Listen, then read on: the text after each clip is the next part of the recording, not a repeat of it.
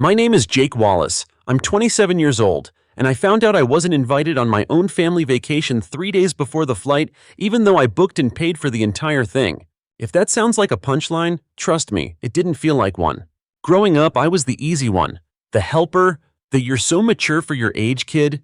My sisters Rachel and Brooke were louder, messier, needier, and that meant I learned early that the best way to keep the peace was to stay out of the spotlight and keep things running.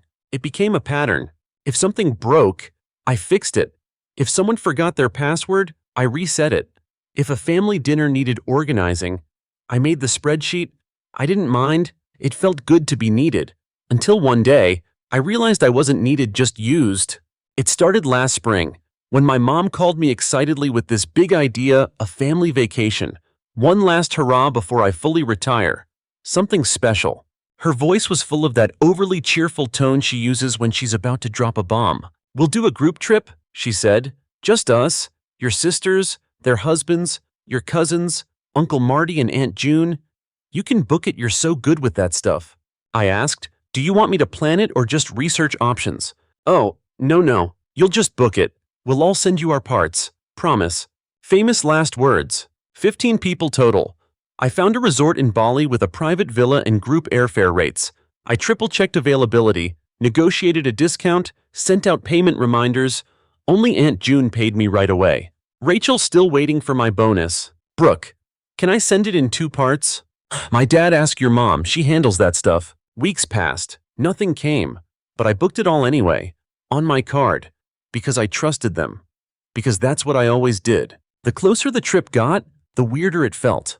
At dinner one night, I said I was excited to unplug for a while, and Rachel said, "Well, at least you'll get some rest." Weird thing to say. I laughed, confused, but she just changed the subject. Then, 3 days before departure, my mom called me at work. Her voice was high-pitched, a little breathless, a tone I recognized from years of her trying to spin chaos into minor issues. "Jake, sweetheart," she said, "we just realized something. There were only 14 seats on the group flight. We think yours didn't go through." I stared at my monitor. "What do you mean?" "I mean, it might have been an error. The airline said it's full now, but they can get you on the next one." A couple days later, my stomach sank. I booked all 15 tickets myself. "Mom, I saw the seat assignments." "I know, honey, it must have been a glitch." "Right." I got off the call and went straight home, opened my inbox, pulled up the confirmation. There it was, my name, clearly listed, seat 14C. Same itinerary as everyone else. I even found the original invoice from the airline, my card, my email, my everything. But I'd been bumped, deliberately. Later that night, Rachel sent a text. "Sorry about the flight. You know how these things go." That was the moment something clicked. Every Thanksgiving I'd spent manning the kitchen. Every birthday where I fixed the Wi-Fi mid-party. Every time I quietly paid the tip or filled up the gas tank because Rachel forgot her wallet again. I wasn't family. I was infrastructure. And this time, they decided they didn't need the scaffolding getting in the way of their fun. The next morning, my uncle, who hadn't messaged me in months, sent a picture. A smiling group photo in front of the villa, gorgeous beach, glowing sky, drinks in hand. In the background, just behind them, I saw a wooden plaque hanging on a door. "Jake's room." No joke. They were staying in the room I booked, labeled with my name, laughing, while I sat in my dark apartment with my phone burning in my hand. Then came the final insult. A second photo, the invoice for the villa, my name, my email, my card, billed to Jake Wallace. They hadn't just left me out. They'd made me pay to be excluded. That night, I didn't sleep. I didn't cry. I didn't yell. I didn't even swear. I just breathed. And then I called the bank. 10 minutes later, the woman on the phone had flagged every charge. The villa, the flights, the group excursions. Nothing had posted yet, all still pending, meaning every cent was still mine. "Reversible? I'll initiate a temporary freeze," she said. "No further charges will go through while we investigate." I hung up and stared at my screen, watching the charges shift. From pending to canceled. One by one. The texts started rolling in hours later. "Jake, did something happen with your card?" "Hey, the hotel's saying the payment didn't go through. What's up?" "Bro, we're at the desk. They're telling us to pay again or leave." I didn't respond. The messages turned from confusion to panic. Please call the bank. We don't have the money to cover this. They're kicking us out. We don't know what to do. Still, I said nothing, because for the first time in my life, they were feeling what it was like to be left out, overlooked, screwed over by the people who were supposed to care. And the difference, I wasn't smiling through it. By the next morning, I had 48 unread messages. The group chat was exploding like a slow-motion implosion. The polite inquiries were gone, replaced with anxiety, confusion, and finally, entitlement. Rachel, are you ignoring us now? Mom, Jake, this is serious. We're stranded. Brooke, we got moved to a hotel that smells like mold. Can you please just fix this? My uncle, the villa said we're on our own unless we give them another card. They even took down the banner you had made. I had, in fact, made a welcome banner. I designed it myself. Wallace Family Adventure in cheerful lettering. It was meant to hang in the entryway of the villa. I pictured it now stuffed in a trash bin, forgotten like the person who paid for it. I didn't reply. Instead, I made coffee, sat by my window, and turned off message notifications. The silence was sweeter than any apology I never got. By noon, things escalated. Rachel texted again, only this time it wasn't emojis and guilt. You're being really petty. Do you know how embarrassing this is? Embarrassing. Right. Not the act of booting your brother off the trip he funded, not lying to him about a booking error, not smiling in selfies taken in a room with his name on the door. This was embarrassing. Then my dad called. I let it ring and ring and ring. Voicemail. Then another call, this time from Liam, my cousin. I didn't pick up. Then Olivia, then Brooke, then Mom again. It was like my phone had become possessed, buzzing across the table, vibrating with a frantic rhythm that mirrored their unraveling. Finally, around 5 p.m., I got a voicemail from Rachel. Her voice sounded different this time, shaky, uncertain. Jake, I don't know what's going on, but Mom's really upset. We all are. Nobody meant for this to happen. We didn't think. She cut off. Then please just call. We can fix this. Fix this. They wanted me to fix it. Like always, I didn't reply. Instead, I opened my laptop and started organizing the file's screenshots, receipts, confirmation emails, even the group flight manifest I had printed out 6 weeks earlier. My name clearly listed, until Rachel had canceled it.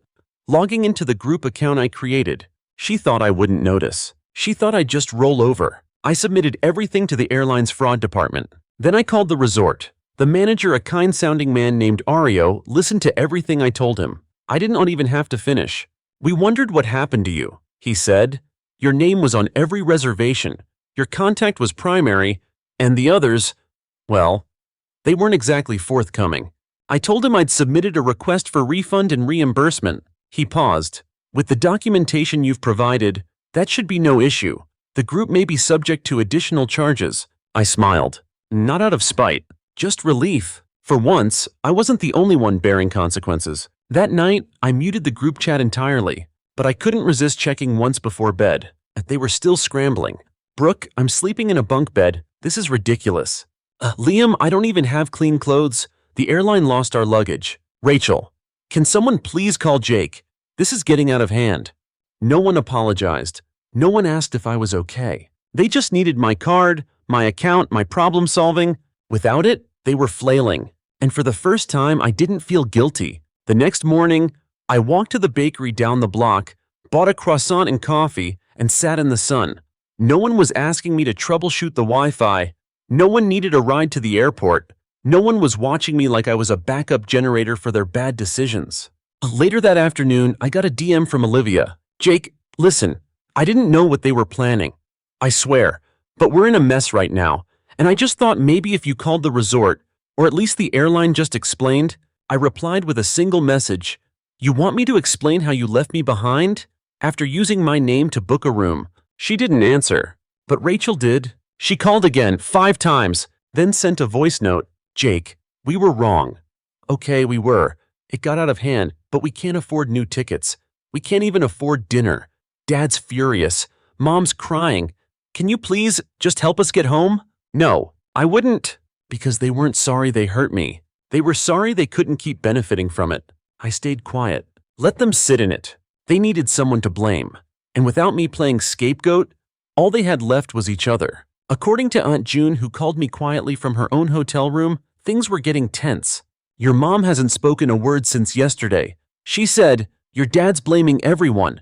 Rachel and Brooke are fighting, and your uncle's trying to get a wire transfer from someone back home. I asked, and you? She laughed. I paid you. I'm fine. Got my own place down the road. Enjoying the peace? We talked for 20 minutes longer than we had in years. When she hung up, I felt something strange. Not victory, not vindication, just stillness. And in that stillness, I found my answer. I wasn't going to fix this. Not now, not ever. They had made their choices. And now, they were finally feeling the weight I'd carried for years. And I was finally free. 2 days after I reversed the charges, the full picture began to reveal itself, and it was even uglier than I'd imagined. It started with a message from the airline. Subject line: fraud investigation case number W4291B. They confirmed what I suspected. My ticket seat 14C had been manually canceled 6 days before departure.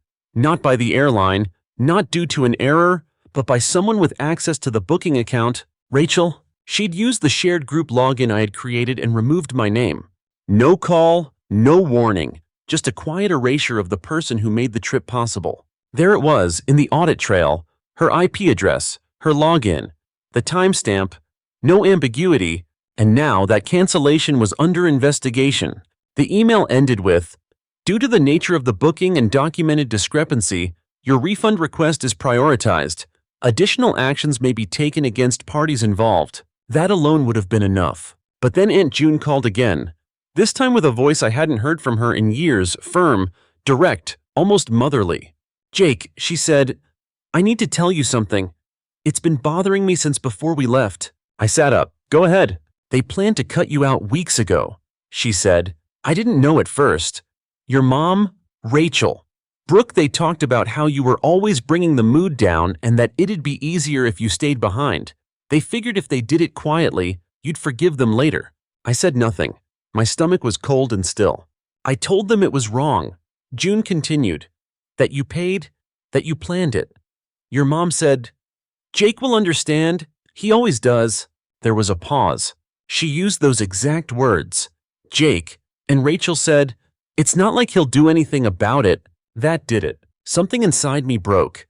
Not in a volatile, destructive way, in the way glass breaks when it's been under pressure for too long. Quiet, final, irreversible. They knew, I said, and they didn't care. They didn't just not care, June said. They counted on your silence, your forgiveness, your history of fixing things. They thought you'd eat the cost and maybe send an apology gift. The fury that had been building in my chest didn't explode. It chilled, because they didn't just forget me. They wrote me out. Like I was a line in their script they decided to cut for tone. June kept talking. I stayed in my own room because I couldn't be around them. It was disgusting. Jake, and I'm so sorry. You don't need to apologize. I said, you paid your share. You warned them. That's more than anyone else. She paused again. They're panicking. You should hear them. Scrambling to move money, calling people back home.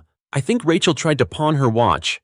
I didn't ask how June knew. I didn't care. All I cared about now was making sure they couldn't twist this into another family drama with me as the problem. So I did what I do best. I got organized. I opened a new email, labeled RE Booking Fraud and Financial Misuse. I attached everything. Screenshots of the booking confirmation with all 15 names. The timestamp of the cancellation clearly showing it was done by Rachel. Photos of the villa with Jake's room visible. A full breakdown of charges billed to my card. Chat logs and text receipts. Then I added the airline and resort emails as CC, and one more, my lawyer friend Callie, who owed me a favor from when I helped her launch her business site last year. Her reply came within the hour. Jake, this is gold. If they push back legally, they're going to lose. I didn't intend to sue, but I wanted a paper trail so airtight they couldn't weasel their way into a narrative where I was the villain. Later that night, I got a message from Liam. Bro, Dad's losing it. Rachel's card bounced. The resort's billing us directly now. They're threatening legal action unless we pay by Friday. Then Brooke, can't you at least talk to the manager and explain where your family? And the kicker, from Mom Jake. Please, if you care about me at all, help us fix this. That one stung. Because she wasn't asking as a mother, she was bargaining like a loan shark whose cash cow finally walked away. I didn't answer, but I forwarded her message to Callie. She wrote back, "Do you want to send them a formal cease and desist?" I didn't, not yet. Not unless they tried to slander me publicly. Instead, I drafted one final message and saved it in my drafts. Subject to the Wallace family. You had every chance to treat me like one of you. You chose instead to treat me like a tool, something to be used, then discarded. I will not be guilted. I will not be blamed, and I will not rescue you. Consider this the moment I stopped being your fallback. You want a family, be one. Until then, I'm out. I didn't send it, not yet, because I wanted them to sit in the silence, to feel it creeping in like smoke under the door. Let them wonder if it's coming. Meanwhile, the resort emailed again. They were escalating payment enforcement. Since I had withdrawn as the primary guest and the charges were reversed, the rest of the group owed the full balance with added penalties. Total owed over $19,000. Rachel tried to pay again, declined. Brooke, same. Liam's transfer didn't go through. Even my dad's card bounced, the one he bragged about during every barbecue as having no limit.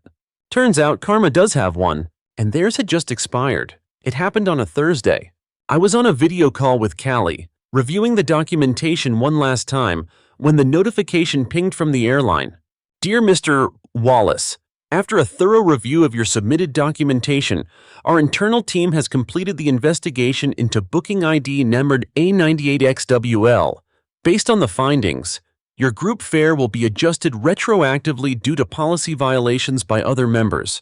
Your portion will be fully refunded, and the remaining travelers will be charged the standard seasonal rate, billed individually. Translation: not only was I getting my refund, the rest of them, every single person who left me behind, would now owe double. I forwarded the email to Callie. She responded with one word: savage. The group fare was only possible because I'd qualified for the group discount rate. With me removed and my payment reversed, the discount became invalid.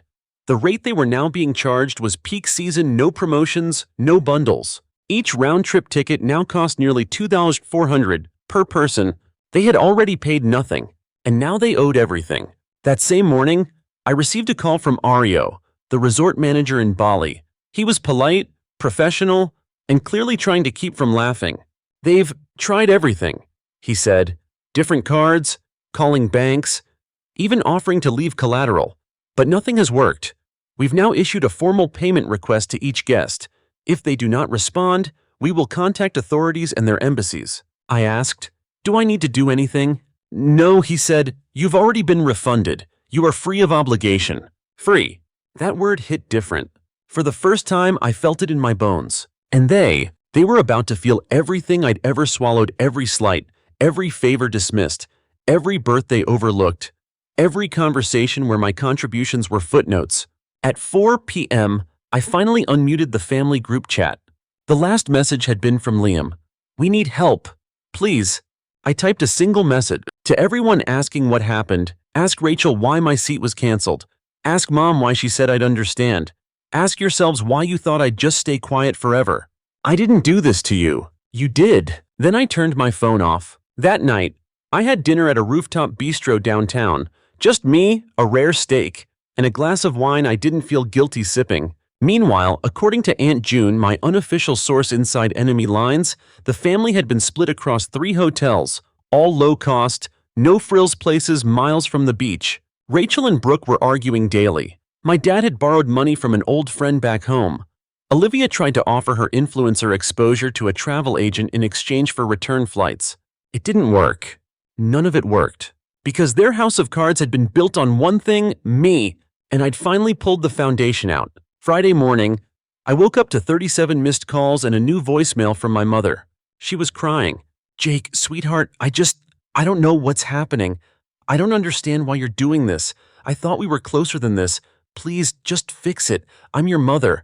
I listened once, then again, and then I deleted it. Because what she meant wasn't "I'm sorry." She meant, "I need you to make this go away." And I wouldn't. I went on a walk, ordered a smoothie, took a nap. My life continued while theirs fractured.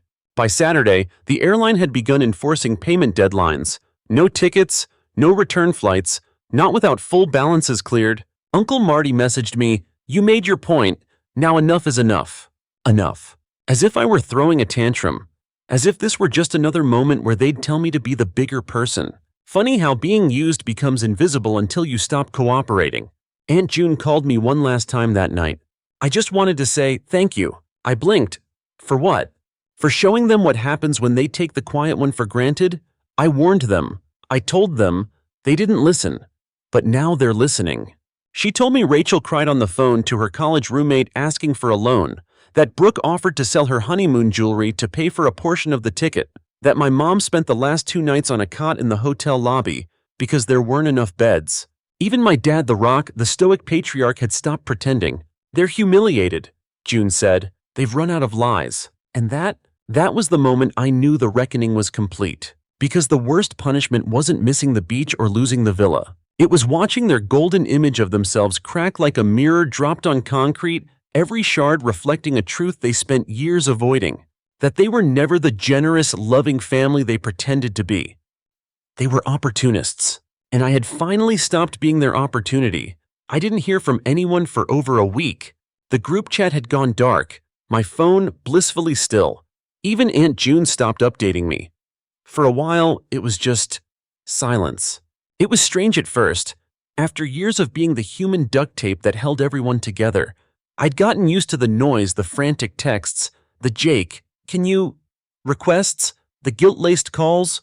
But now silence, and it was glorious. I kept living. I started waking up earlier, cooking proper meals, reading again. I'd forgotten how much I loved being alone when it didn't feel like exile. I used my refunded travel voucher to book a solo trip to Thailand, something I'd dreamed about for years but had always postponed because the timing wasn't right or someone else needed me more. Now the timing was perfect. No one needed me, and it felt amazing. Then, about 2 weeks after their return, the universe delivered its final punch. I didn't know about it at first. Not until I ran into my cousin Jordan, the only family member I hadn't blocked at the farmer's market. He walked up, hesitant. "Hey, man?" I nodded. "You hear what happened to the flights?" I raised an eyebrow. "No." He looked like he wasn't sure if he should laugh or apologize. "So, turns out the airline flagged the whole group account for fraud. Not just Rachel's cancellation, the entire family group booking." That stopped me in my tracks. "What does that mean?" He shrugged, clearly amused. "Means they're now on a watch list. Can't book group rates with that airline for the next 5 years. Any flagged names have to go through individual ID verification. Rachel tried to book a honeymoon getaway, got denied at checkout." I blinked. "Seriously? Oh. And the kicker?" He lowered his voice. "The resort in Bali filed a claim through Interpol for international fraud. They won't go to jail or anything, but your mom, dad, and Rachel are officially banned from booking at any partner resort in the network. That's like half of Southeast Asia." I stared at him. He grinned. "Guess karma's real." And then he added, almost sheepishly, "Good for you. By the way, I always wondered why you put up with their crap." I didn't say anything at first, just nodded, then walked away, arms light, heart lighter. Over the next few months, I watched from the sidelines as their lives slowly crumbled, not from anything I did, but from the collapse of the false world they built on my back. Rachel lost her influencer sponsorships after missing deadlines while stranded abroad. Brooke and her husband had to cancel their anniversary trip, no funds left. My dad quietly stepped down from his Rotary Club after word got out about the vacation fraud scandal. Someone leaked the resort's email thread. I never found out who. And my mom, well, she posted a long, cryptic message on Facebook about family betrayal and ungrateful children. She didn't name names. She didn't need to. Everyone knew. I didn't comment, didn't react, just blocked her and moved on. Because here's the truth. I didn't have to destroy them. They did it all themselves. When you build a life on manipulation and emotional blackmail, eventually, it collapses under its own weight. And when it does, there's no one left to clean up the mess. I used to think revenge meant screaming, exposing, burning everything down. Turns out the real revenge is peace, unbothered, uninterrupted, earned peace, letting them suffer the consequences without giving them the satisfaction of knowing whether or not you're watching. I booked another trip, this time to Scotland. Hiked the Highlands, ate the best fish and chips of my life. Sent a postcard to Aunt June. I didn't include a message. Just a photo of the mountains and a handwritten note. Not lost, just gone, and happy. Because I was, finally. Story 2. My name is Adrian Vega. I'm 32 now, but I started climbing out of the gutter the moment I turned 18. We lived in a rotting duplex on the east side of town, mold in the corners, windows that barely closed, and a smell in the walls that reminded you poverty wasn't something you grew out of, it stayed with you. My parents, Rosa and Hector, never complained. They'd been renting that place for nearly 2 decades. Every time I brought up how bad it was, they'd say, "It's not that bad. It's home." But I knew better. I remembered nights with the heat out, showers in cold water, the sound of mice behind the pantry. I hated that house. So, when I finally made it in real estate after years of ramen dinners and sleeping in my car between open houses, I promised myself I'd change their lives. And I did. I closed a 6-figure commercial deal right after my 30th birthday. The money felt unreal. Before it even hit my account, I was scrolling listings, filtering for safe neighborhoods and good schools. Not for me, I don't have kids, but for the kind of life I always thought they deserved. I found it. 3 bedrooms, a garden, a bright kitchen with marble counters, quiet street, new roof, backyard with a swing. I paid in full, no mortgage, no strings. Then I showed up at their apartment one afternoon with a copy of the deed and 2 keys. Mom opened the envelope and looked like she might pass out. Dad was confused at first, like I was trying to sell them something. "It's yours." I told them. "No rent, no catch, it's all paid for." They didn't believe me, kept asking if there was a loan hidden somewhere or some trick. "No," I said, "it's a gift. You're free." Mom cried into her hands. Dad hugged me harder than he ever had. It felt good, not just good, right? I didn't stop there. I replaced their broken fridge, bought a new washer and dryer, and even surprised Dad with a riding lawnmower. He always wanted one, though he never had a lawn before. For a week, it felt like we were closer than ever. They sent me pictures of the sunset from their new porch, videos of the cat sliding across the hardwood floors. I thought maybe we're healing, but the silence came fast. No more daily calls, no more thank you texts. Then, 2 weeks later, I got a message from my cousin Mateo. "Hey, you going to the housewarming?" I blinked. "What housewarming?" "Your parents' new place." He said, "This Saturday. Everyone's invited." Everyone but me, apparently. I scrolled through my messages, my emails, my voicemails. Nothing. No invite, no mention, not even a casual swing by if you're free. It hit me like a punch to the chest, but I didn't say anything. Didn't ask them why. Didn't confront them. I just went quiet. 3 days after the party, I got a message from Uncle Luis. A video. No caption. I clicked it. At first, it was just shaky footage of people in the backyard I paid for. Laughter. Drinks. Folding chairs. My mother was in the corner, smiling as she passed out plates of food. Music played in the background. Something old school. People were dancing. Joking. Then my dad walked into frame with a glass of rum in his hand. He raised it like a toast and said, loud enough for everyone to hear, "This fool really thought buying a house would make us respect him." Laughter erupted. Not chuckles, deep belly laughs, claps and cackles. My mom didn't stop him, just smiled and nodded, as if to say, well, he did. I paused the video, didn't finish it, didn't respond. I closed the app and sat in my dark apartment, phone face down on the table. All I had ever wanted was to give them a better life, to erase the mildew, the cracked tiles, the shame of growing up poor. But it wasn't enough, because they didn't want the gift. They wanted control. No apology, no explanation, just radio silence from the people who'd once cried when I handed them a new life. I went dark too, logged out of the family group chat, blocked numbers, focused on work, early mornings, late nights, anything to avoid thinking. Then one morning, my phone lit up like it was on fire. Missed calls, voicemails, messages from every direction. My mom, my dad, my sister Elena, even Uncle Luis, who sent the video. Each one said a version of the same thing. "Adrian, please call us. It's about the house." I didn't respond. I didn't need to. I already knew something had gone wrong. 3 more days of silence. And then Elena got creative. She sent a message that just said, "Something serious happened. Please don't ignore this."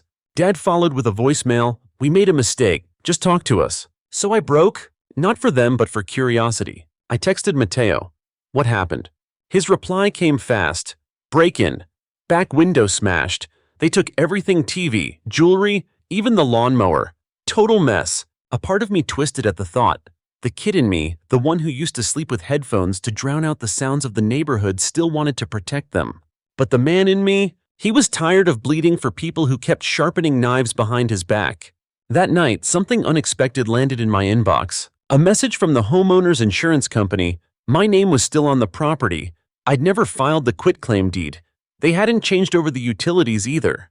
Technically, I still owned the house.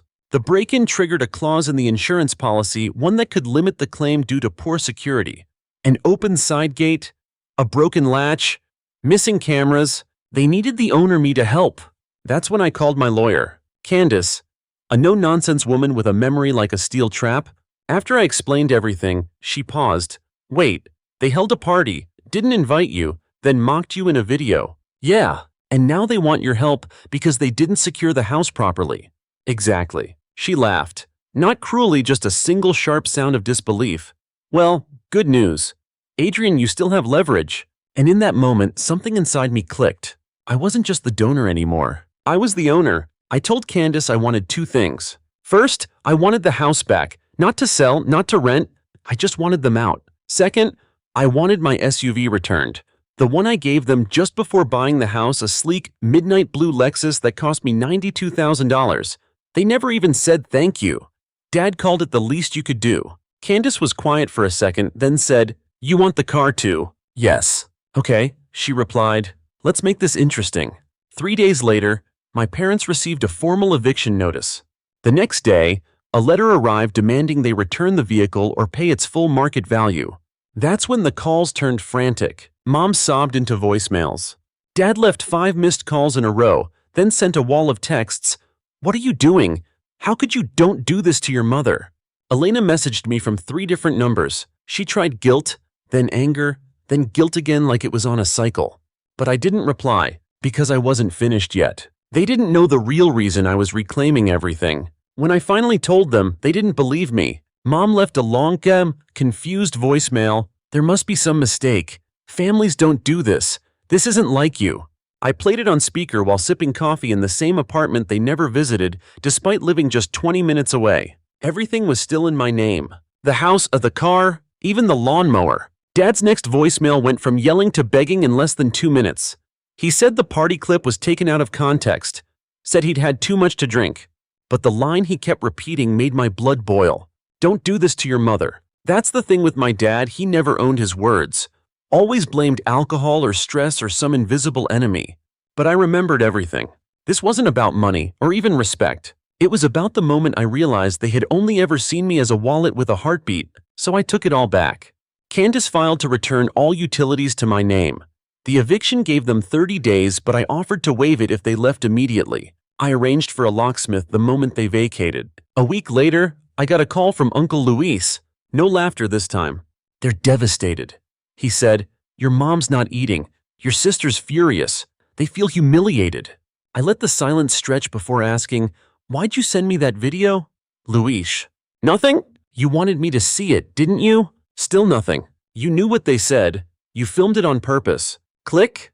Later that week, I sent a tow truck with the paperwork to retrieve the SUV. No warning, no heads up. Just a black Lexus being pulled from the driveway while my mom called in a panic, claiming someone was stealing it. I told her to call the police if she wanted. It was still registered in my name. She hung up. I thought that would be the end, that they'd fade into the background of someone else's house and quietly stew. But I was wrong. What came next would flip everything upside down. 3 days after the Lexus was towed, I received an email from my dad. Subject line: "I messed up." No greetings, no excuses, just a raw confession. He admitted to saying those words at the party, said he was drunk, that he didn't mean it, that people were laughing and he got swept up in the moment. But what hit harder was the paragraph that followed. He wrote, "We got comfortable. Adrian, too comfortable. And we started to think we deserved it, that you owed us, that if we acted like the house was ours, maybe we could forget it came from you." He ended with, "You didn't just give us a place, you gave us a life, and we threw it away." For a moment, I stared at the screen and felt something stir, maybe grief, maybe anger, maybe both. But I didn't respond, because he still didn't understand. This was never about the house or the car. It was about how quickly they cut me out once they got what they wanted. 2 weeks after the eviction notice, Candace confirmed they were gone. No resistance, no legal challenge, just silence. The keys were dropped off at the sheriff's office. The house was left cleaner than I expected. Vacuumed floors, dishes washed. My mother even left a half-used bottle of lavender cleaner under the kitchen sink. It hit harder than it should have. I walked through the living room and waited for something to rise: relief, closure, even guilt. Nothing, just silence. I changed the locks, disconnected the Wi-Fi, sat on the porch until sunset, then left without looking back. On the way home, I stopped at a diner and ordered pancakes at 300 p.m. It was the best part of my day. Then came the twist. A message request popped up on Facebook. I almost ignored it until I saw the profile picture: a guy standing in front of my parents' old rental. Curious, I opened it. "Hey, I know this is random," he wrote. "I used to rent your parents' old place before they moved. Thought you should know something." He explained that while he was crashing there for a week, this was before my parents moved into the house. He overheard a phone call. My dad had been bragging about convincing the kid to hand over a house. Said he played it like chess. "He doesn't even realize I'm listing the basement on Airbnb," he reportedly said, laughing hard enough to choke. I blinked. "What do you mean Airbnb?" The guy sent screenshots. My dad had listed the finished basement suite on Airbnb for $200 a night. It had 5-star reviews, a welcome basket, and a fake name on the host profile. While I was paying the utilities, my father was turning a profit behind my back. That night, I logged into the Netflix account they still used, changed the password, then did the same for Disney Plus, Hulu, and even the Spotify family plan. Petty, maybe. Satisfying, absolutely. But I wasn't done. I listed the house, my house, on Airbnb, only I added something to the description. "This house has a story. Ask the host. Trust me, it's worth it." Adrian, the fool who gave a house with love. The first booking came within 48 hours. A woman from Portland needed a weekend to reset after a breakup. She saw the note and messaged me, asking about the story. I told her, no drama, no embellishment, just facts. She was stunned. 3 days later, she posted a TikTok, a video of the backyard, soft music, text overlay. This house was a gift. The parents threw a party and left their son out. Then they mocked him, so he took it all back. It exploded. By morning, it had 2 million views. By week's end, 8 million. Then Reddit caught on, Twitter, even YouTubers. One headline read, "He bought his parents a house." They mocked him. He went full John Wick. The bookings surged. Divorcees, burned-out teachers, estranged siblings. They came, stayed, left notes. Sticky notes in drawers, messages under picture frames. One guest wrote on the inside of the pantry door, "I stood on this porch and didn't cry. First time in years." Another one wrote, "This house gave me courage to walk away." Meanwhile, my family unraveled. Elena messaged me, "Mom saw the video. She cried for hours. You have to take it down." I replied, "I didn't post it." She said, "But you told them the story." Yes, I gave them the truth. Dad left a voicemail. Voice hollow. "We don't have a place to go. We're in someone's basement. Let us stay in the guest room, just until we get on our feet." I didn't reply. Instead, I logged into the old Ring account for the house. They never changed the password. When I took it back, I reset the system. Then I watched footage from that night, the party, my dad laughing by the grill, my mom handing out drinks, my uncle filming, and that moment, those words, "This fool really thought buying a house would make us respect him." But what got me wasn't that line. It was what happened 10 minutes later. My dad slipped into the living room, opened a drawer, and pulled out a manila folder. Inside, closing documents, my name, my signature. I'd left them there, intending to file copies later. He was reading them like a treasure map, like he was trying to figure out how to transfer ownership. It was never about the gift. It was about quietly erasing me while keeping what I gave. And I had it on video. I sent the clip to Candace, told her I wanted something final, a cease and desist, a formal revocation of all contact. She added an affidavit of ownership, then asked if I wanted to update my will. Yes, I said. We removed my parents as beneficiaries. House, car, insurance, every asset, they were officially disinherited. Then I posted one last update on the Airbnb listing. This house isn't just a getaway. It's a warning. Never let anyone mistake your kindness for weakness. Bookings doubled overnight. That night, my father left one last voicemail. "You win." For the first time in a long time, I smiled. 1 month after the voicemail, the house was booked solid. Every weekend, Guests left notes that felt more like journal entries. This place reminded me it's okay to say no. I forgave myself here. I left a version of me I never want back.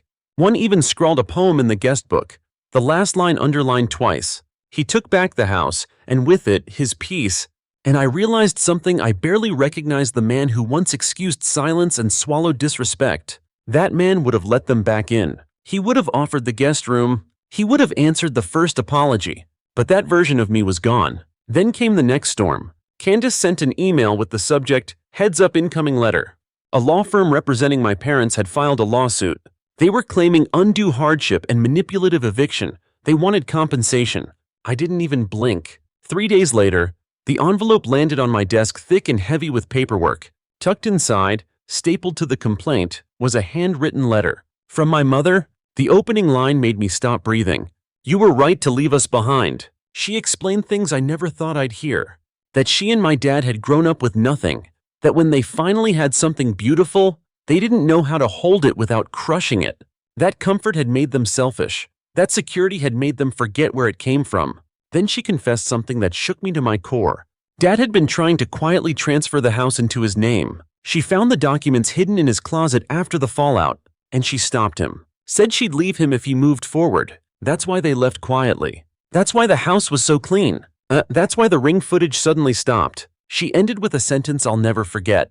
"You were the only one who gave without taking, and we let you down for it. We don't ask for the house or the car. We're asking for silence. Let us fade away." I sent the letter to Candace. She filed a response. No countersuit, no demands. Just one condition: no further contact. Ever? It was signed and returned. That was it. 3 weeks later, I noticed something strange on the rental calendar. A blocked week I hadn't scheduled. I called the booking company. They said it was reserved anonymously, with a large tip attached. Enough to cover 2 months of mortgage on a second property I was eyeing. No message, no name, just a payment. I checked the guest book after they left. One final line in small, neat handwriting. "Thanks for letting me say goodbye to the place where we ruined everything." And that was the last I ever heard from them. No more calls, no more texts, no emails, no new lawsuits. Their numbers vanished. Accounts gone. They faded, just like she asked. I bought another house, 2 towns over. Smaller. Quieter. Mine. But I never sold the first one. It stayed exactly how it was furnished. Peaceful and always booked. The story remained in the listing. And people kept coming. Not just to sleep, but to feel something. A kind of permission to reclaim their own stories. Sometimes I'd stop by, sit on the porch, watch the wind shift the trees, remember that night I wasn't invited, and smile. Because this place once filled with betrayal had become a sanctuary, not just for me, for anyone who needed it. 1 year passed, and the story never died. It lingered online, on forums, in TikToks. People debated if it was real, called it fake, called me a hero, called me petty. I didn't correct them. If they needed it to be fiction, so be it. But yes, it was all real. With the income from that house, I bought 2 more properties. Both had histories. One belonged to a reclusive hoarder. The other was a foreclosure no one wanted to touch. I turned them into healing homes. I included their stories in the listings, honest ones. People appreciated that. Turns out, truth resonates louder than luxury. Then, something unexpected happened. A letter. Not from my parents, but from a woman named Mrs. Delaney, in her 60s. She wrote that she used to work with my mom when they were both waitresses. She said, "Your mom talks about you sometimes. To people who don't know the whole story, she tells them you're doing well somewhere." Attached was an old photo. Me, 5 years old, sitting cross-legged on the couch in our first apartment, eating cereal straight from the box. On the back, in faint handwriting, "You were always more than we deserved." I didn't cry. I just held it for a long time. They were gone from my life. Not in a tragic way. Not in an angry way. Just gone, the way unfinished books finally get closed. And I didn't need them back. Now, the house stands as more than a shelter. It's a landmark. A quiet revolution in brick and drywall. A reminder that kindness isn't weakness and silence isn't consent. I built a life out of what was supposed to be broken. And every now and then, I still visit the porch. I don't go inside. Just sit for a few minutes. Feel the breeze. Watch the curtain sway. And know that no matter what people believe about the story, it will always be mine. Story 3. My name's Edward. I'm 33. I grew up in Harrisburg, Pennsylvania, but after a big promotion at work, I moved to Philadelphia. That move was more than just a job shift. It felt like the first real victory I'd had in years. I finally had my own space. My apartment isn't huge, but it's mine.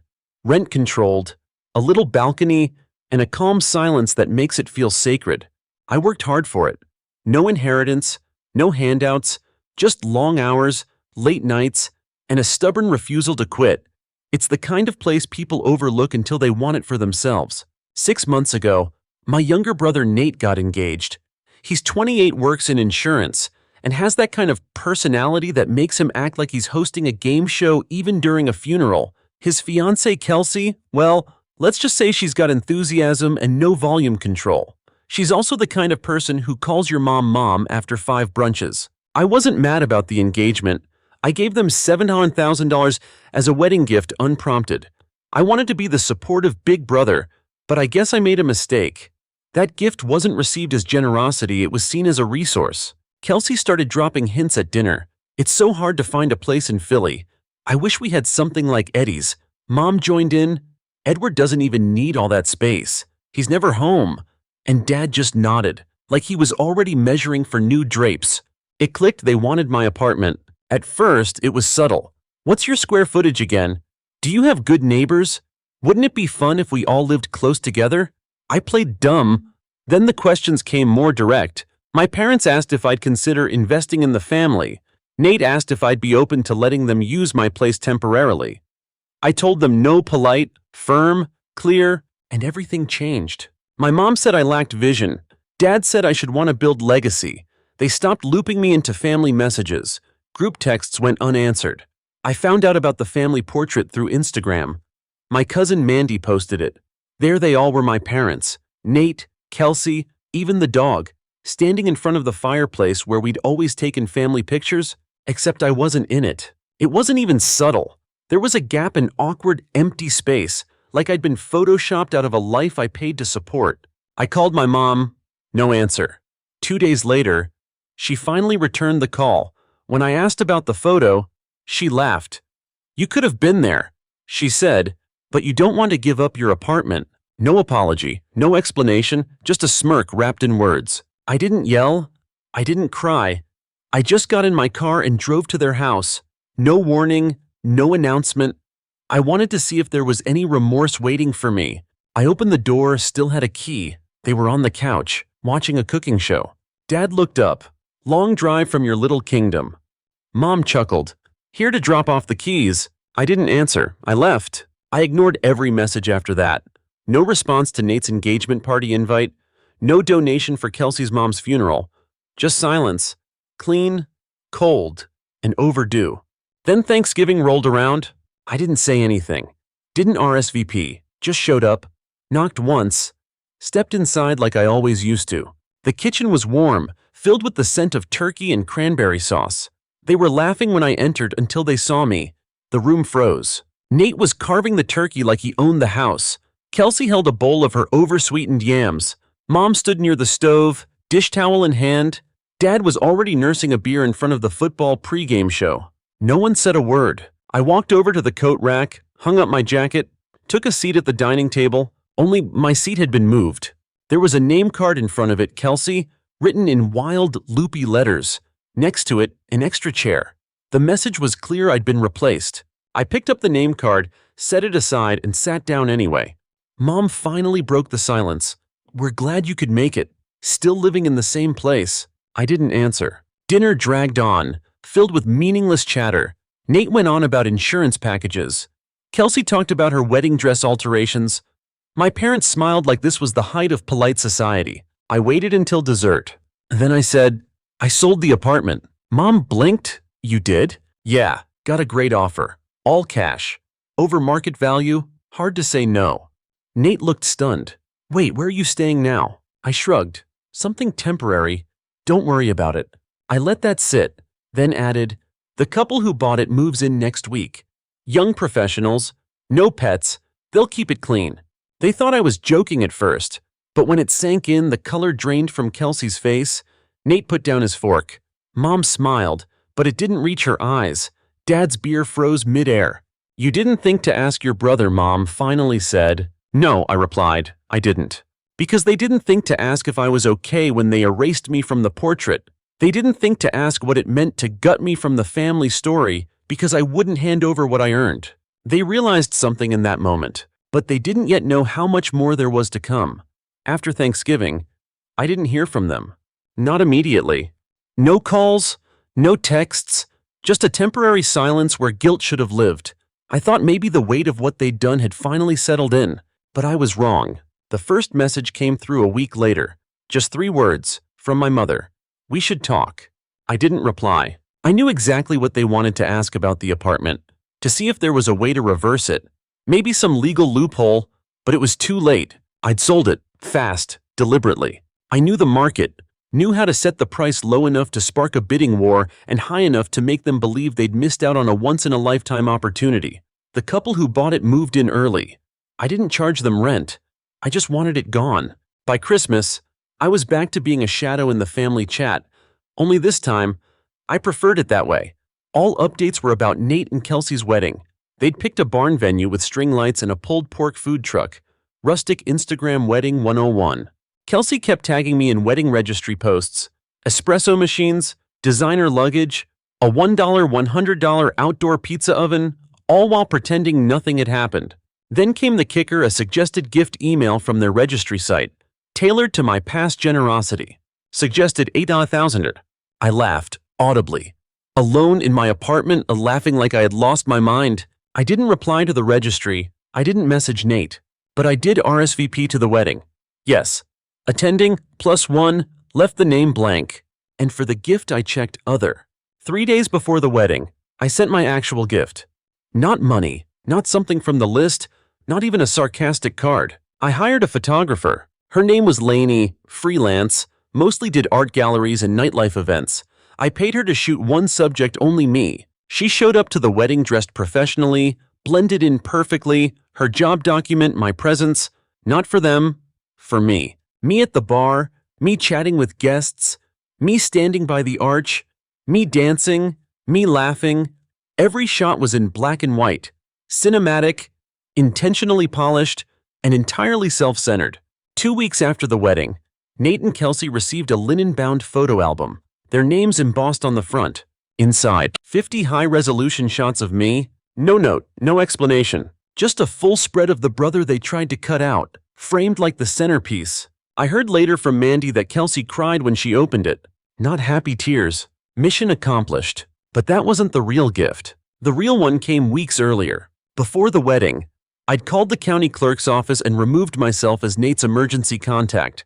I also revoked all medical and legal authorization for my parents to act on my behalf. They no longer had access to my health records, couldn't speak for me in court, couldn't reach me in any official capacity. And I did one more thing. I took the $7,000 wedding gift I'd given them and put it into a trust. The Family Doesn't Owe You Fund. It's a small, focused grant for first-generation college students from Harrisburg who need help with housing. I partnered with a local nonprofit and made it official, growing it slowly, tracking every dollar. The first donation letter, I had it mailed to my parents' house. They came back from the honeymoon to find it waiting in their mailbox. They didn't call, but they didn't need to. The silence said enough. Then, a strange little hiccup. 2 weeks after the wedding, I was flipping through my mail when I saw one of those square, cream-colored envelopes, the kind used for wedding thank you notes. It had my name on it, no return address. Inside, a basic card? Nothing handwritten, just my name and a printed quote about how family bonds survive hardship. It wasn't signed. I recognized the handwriting on the envelope. Though, my mom, no mention of the gift, no mention of the album, just a subtle attempt to reframe the whole thing as a misunderstanding. I dropped it straight into the recycling. Days later, Kelsey texted me. Not from her usual number, this was a new one. Unfamiliar. "Hey, Edward, I know things have been weird. Can we talk? Just the two of us?" I stared at it for 10 minutes, then replied with a single word, "Sure." We met at a quiet coffee shop halfway between our neighborhoods, the kind that sells $6 chai and hangs local art nobody buys. She was already seated, notebook in hand, smile too sweet to be sincere. She opened soft, said she knew things had gotten off track, Said no one wanted me to feel cut out. Even called the photo album clever. I just nodded. Let her talk. Then she dropped the real reason she'd asked to meet. They were having money problems. Nate's job wasn't going well. The wedding had cost more than they planned. My parents had loaned them money they couldn't really spare. Then came the pitch. We were wondering, she said, if you might help us look for a place. Maybe co-sign a short-term lease, or even just help us figure out a few things. You're just so good at this stuff. That's when I saw it. She wasn't there to apologize. She was there to probe, to see if there was anything left to pull from me. If the bank was still open. I said no. No to co-signing, no to advising, no to being the emergency backup plan. She blinked, genuinely surprised. Then she said something I wasn't ready for. Well, your dad might lose his job soon. It's already in motion. I froze. That wasn't something they would have wanted me to know, especially from her. But now I got it, they were testing fallback options, trying to lay a safety net, and they thought I'd be soft enough to catch them. I stood up. I hope you figure it out, I said, and walked away. 3 weeks later, I got a July 4th cookout invite from Mandy. Not my parents, not Nate, Mandy. She said it would be low-key. That was a red flag. When people say low-key, they mean it'll be emotionally explosive but with good potato salad. I went. Not to reconnect, but to be seen. To let them feel what it's like to watch from the outside. I pulled up in a sleek blue Audi Q5, used, but pristine. Bought it after the apartment sale, not flashy, but clean enough to make people stare. Uncle Richard was the first to comment. Didn't it know you were doing that well, he muttered, like it annoyed him. Inside, the greetings were forced, too friendly. People I barely spoke to hugged me, asked about work. Even Dad offered me a beer like nothing had ever happened. Then Mom said it. So, we heard you bought a house. The energy shifted. Nate looked up from the grill. Kelsey's sentence died mid-word. I smiled. Yeah, 4 bedrooms, 2.5 baths, water view, big office, quiet street. It got real quiet. Nate blinked. You bought that place by the hill? I pulled out my phone, showed them photos. The deck, the kitchen, the guest room, the wine cellar. My dad let out a whistle. Must have cost a fortune. Paid cash, I said casually. It was a good deal. Mom leaned in. So, do you have space for guests? Nate followed. Yeah, man, we've been looking for a new place. Maybe we could stay for a few weeks. Even Kelsey chimed in, just until things stabilize. I looked at all of them, calm. You're asking to move in with me. They nodded. So that's completely selfish, I said. No one moved. You didn't ask what I needed. You didn't ask if I wanted company. You just assumed I'd be your safety net because I'm doing well. They all went silent. You erased me from your lives, from photos, from conversations. And now that you're in trouble, I'm supposed to roll out a welcome mat. I paused, finished my drink. You thought because I had something nice, I owed you part of it. That's not family. That's opportunism. And then I walked out. They didn't call after me, but I knew that silence wouldn't last, because they hadn't seen the end of this yet. After the cookout, I didn't expect to hear from them again. But of course, I did. It started with Mandy sending me a photo from Zillow. There it was, my parents' house, listed for sale. I stared at the familiar red shutters and the tiny patch of grass where I once planted a tree that never grew. Every room was staged, decluttered, sanitized. You wouldn't know 2 decades of family drama had unfolded inside. They were selling it. I figured they were cashing out. Probably couldn't keep up with the mortgage. Or maybe they just wanted to downsize. Maybe it was true what Kelsey hinted, that my dad was losing his job. Whatever the reason, I didn't care. They'd made me the villain of their story, cut me out, laughed at me, then circled back when they thought I was useful again. Now they were exiting the stage, and I wasn't going to stop them. A week after the listing went up, I got a letter. A real one, handwritten, like it was 1972. My father's handwriting, slanted, rushed, too many loops in all the wrong places.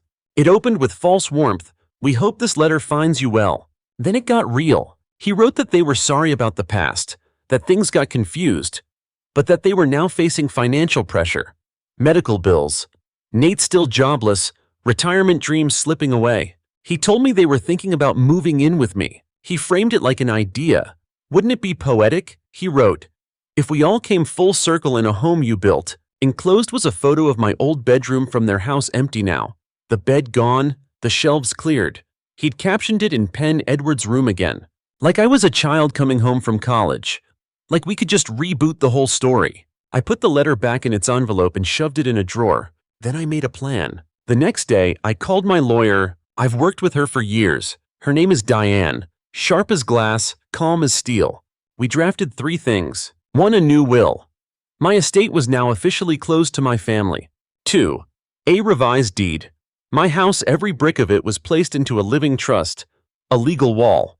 3, a letter of intent. Should anything happen to me, the house would be converted into transitional housing for first-generation college students in crisis, managed by the same nonprofit I'd partnered with for the Family Doesn't Owe You Fund. I also changed my emergency contacts again, deleted the old ones, replaced them with Sam, my friend who once drove 6 hours just to help me move out of a toxic relationship.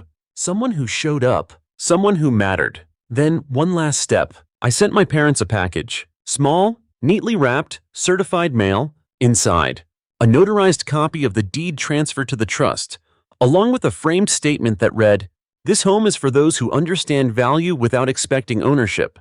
No card, no return address. I thought that would be the end. And it was, for a while, until the phone rang, not mine, Sam's. She handed it to me. It's Mandy. I took it, hesitant.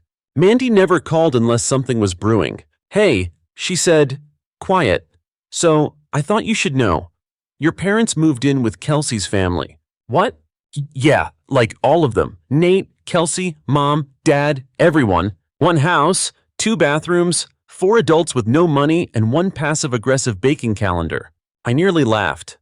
Then she sent me screenshots. It was Kelsey's sister.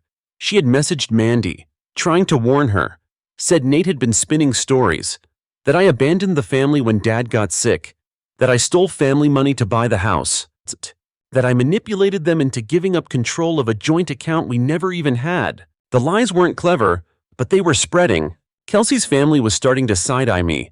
Extended relatives were going quiet. A few old neighbors had stopped liking my posts. Even the minister who did Nate's wedding was apparently disappointed. So I did the only thing I could do. I pulled receipts. I went to Diane again. Had her gather everything. Copies of the wire transfer $7,000 marked clearly as wedding gift, no repayment. The deed to the house. The will. The trust papers. Even the revocation letters removing my parents as legal proxies. Then I dropped all of it into the Collins Family Circle group chat. 28 people. No warning. I attached a note. "Since Nate's rewriting the story, here's the original script." Then I logged off. I didn't expect a reaction, but I got one. 6 cousins messaged me apologies. An aunt called it disgusting and blocked Nate. One even Venmo'd me $20 for emotional damages, which made me laugh so hard I choked on my coffee. Then came a message from Kelsey's sister. "They're trying to move into a retirement community now." She wrote, "Nate told them you'd co-sign." I replied, "Tell them whatever you want. I'm done being their translator." Weeks passed. Autumn arrived. I didn't post, I didn't call, I didn't update anyone on anything until a new letter came. Another envelope, same cursive, smudged postmark, 1 sentence. "We hope you find peace with the choices you've made." That was it. No apology, no date, no return address. I shredded it without opening the flap all the way. It wasn't worth reading. But then, something strange happened. I got a letter from the community center where I donated my old upright piano. They thanked me again, said it was getting regular use, but there was a new detail. A family had recently joined the center. Mom, Dad, 2 daughters. One of them played the piano. Apparently, when she opened the lid, she found my name etched inside. Lightly, from when I was a teen. She didn't erase it. She said it made the music feel more personal. The father, an engineering teacher, told the center director that he hoped the original owner knew what kind of joy that piano was bringing. That got me. That hit in a place I didn't expect, because everything I gave away, whether on purpose or by accident, had found its way into better hands. It's funny how endings don't always feel like endings. Sometimes it's just quiet, like someone turned the volume down on your past, like your name stopped echoing in rooms that once chewed it up for sport. A few weeks after I sent those documents into the family group chat, I started getting messages. Not from Nate, not from my parents, from cousins, old friends, even a high school teacher I hadn't seen in a decade. One by one, they reached out. "Just saw what happened. You did the right thing. I wish I had the guts to draw the line like that." You're not the villain, Ed. You're the blueprint. I didn't reply to most of them, just let the words wash over me, not trying to make them stick. I'd spent too long chasing validation from people who only spoke when they wanted something. Now I had silence, and I'd earned it. Then came the Zillow alert. The Collins family home had sold. The photos were gone. The price removed. The listing replaced with 3 simple words, off the market. Mandy texted me a screenshot. They're out. She wrote, I didn't ask where they went. Didn't care if it was Kelsey's basement or some subsidized condo in the suburbs. They'd spent decades building a throne out of guilt and old casseroles, and now it was all gone, boxed up, moved on. Good. One morning, Sam and I were sitting on the deck of my house. It was quiet, crisp autumn air, a blanket of gold and orange across the yard. I poured coffee. She scrolled through her phone. You ever think about writing this down? She asked. I shrugged. Maybe. Who would believe it? She smiled. That's the thing about stories. The right people always do. Later that day, I started jotting notes. Not for revenge, not for pity, just for clarity. I wrote about the Thanksgiving that broke me, the cookout that flipped the switch, the wedding album that whispered louder than any scream. Each part was like sanding down a jagged edge, until all that remained was the truth. Then something unexpected happened. A month passed. No calls. Then 2. Then 3. It felt real. The end.